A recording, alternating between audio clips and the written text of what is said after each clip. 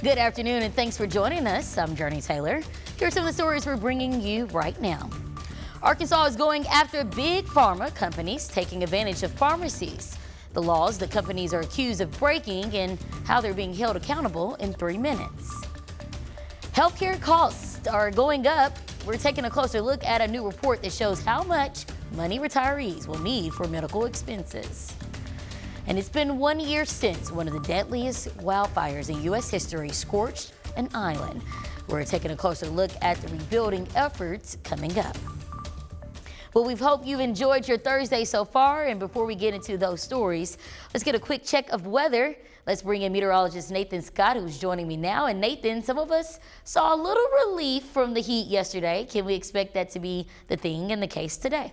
Good afternoon, Jurnee. The key word, some of us had some heat relief yesterday because off to the south and west, temperatures still soared into the triple digits. But everybody's has seen some relief compared to the past couple days because you look at 24-hour temperature difference and it's 13 degrees cooler into Queens, 7 degrees cooler than this time yesterday in Arkadelphia, warmer in northeast Arkansas because there were clouds. Temperatures right now, all I can find are 80s. Nobody has hit 90 degrees just yet.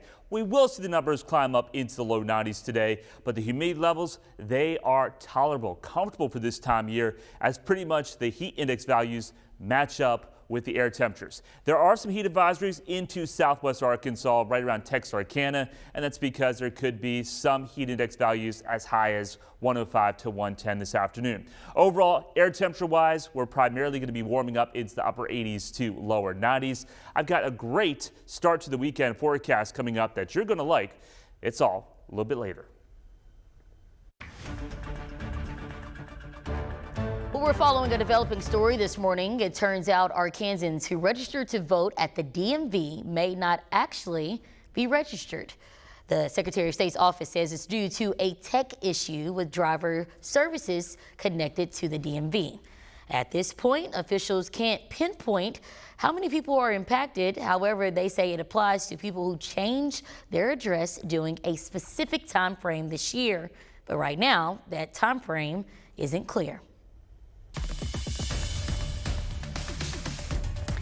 The governor and state insurance commissioner are going after 4 big pharmaceutical companies they say are breaking state laws. The companies are classified as pharmacy benefit managers, or PBMs. They handle negotiations between pharmacies and insurance companies. Part of that process is reimbursing pharmacies for drugs purchased from manufacturers. But in some instances, the PBMs have been paying the pharmacies less than what they're supposed to get, which is against Arkansas state law. There are lots of pharmacies just like me and others as well that may not be able to stay in business for very long because we're not even making what it costs to purchase the drug when we provide prescriptions to people. This is the largest enforcement action in the state's history, totaling almost $1.5 million. The Democratic ticket is going back on the road today with a stop in Michigan before heading to Arizona for a rally tomorrow. Skylar Henry reports on how Vice President Kamala Harris appears to be gaining momentum on former President Donald Trump after securing the nomination and naming a new vice presidential running mate. Vice President Kamala Harris and her new running mate, Governor Tim Walz, are back on the campaign trail today, meeting with auto workers in Detroit this afternoon. We have the numbers. We have the votes. And when we stand up united, we put fear in the hearts of the billionaire class. Harris and Walz have been drawing huge crowds during the tour, with an estimated 15,000 in Detroit Wednesday and 12,000 in Eau Claire, Wisconsin earlier in the day. I waited in the line to get parking for almost an hour, so you got to be dedicated if you're going to come to one of these. The crowds show there is some momentum and enthusiasm among Democrats. Former President Trump is trying to blunt that momentum. He criticized the media's coverage on social media and falsely accused Harris of paying people to attend the rallies. Trump and his running mate, Senator J.D. Vance, are also going after Walz. Walls, attacking his military record. He has not spent a day in a combat zone. What bothers me about Tim Walz is the stolen valor garbage. Do not pretend to be something that you're not. That was a reference to this comment from Walz. We can make sure that those weapons of war that I carried in war is the only place where those weapons are at. The Harris campaign responded, saying in his 24 years of service, the governor carried, fired, and trained others to use weapons of war innumerable times. Skyler Henry, CBS News, Washington. And Senator Vance also claimed Walz retired from the military in 2005 to avoid a deployment to Iraq. But military records show Walz put in his retirement papers before his unit was mobilized to deploy. Walz retired after filing papers to run for Congress. Well, back here at home, a new team is joining to fight to stop youth violence in Central Arkansas. 18-year-old Montez Hardaway has faced more trials and tribulations than most his age. After trouble with the law growing up, Hardaway is now on the other side of the courtroom.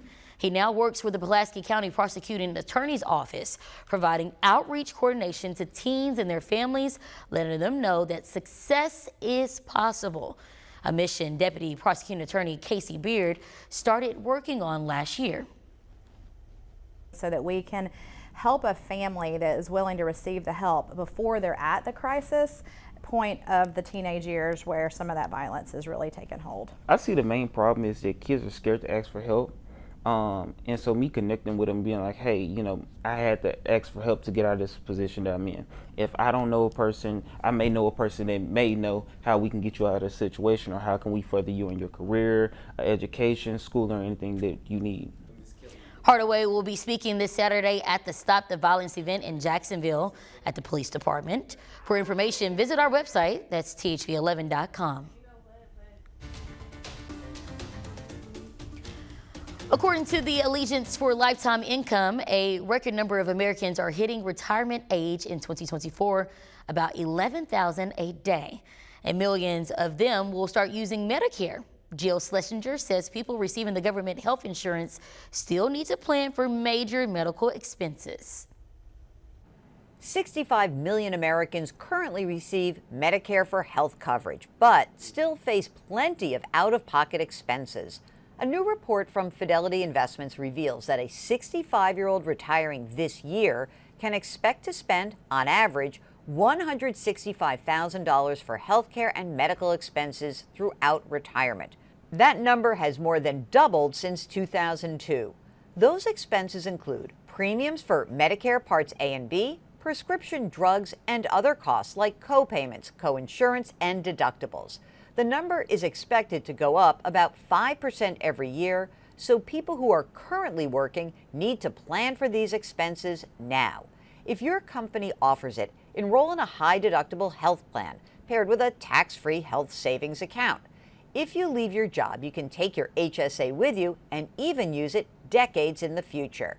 If you don't have access to these plans, consider creating a separate investment account reserved just for health care. Putting a little bit of money away every month can help make sure you're covered during retirement. In New York, I'm CBS News business analyst Jill Schlesinger. It's been 1 year since one of the deadliest wildfires in U.S. history scorched an island. We're taking a closer look at the rebuilding efforts coming up. And with the lack of rainfall here in Central Arkansas, the potential of grass fires, I think, will be going up. Here's your weekend forecast. It's going to be primarily dry. Small chance there could be some spotty showers, maybe if we're lucky on Sunday. But look at those numbers, staying into the 80s for highs. How long will this type of weather stick around? I'll have that answer coming up.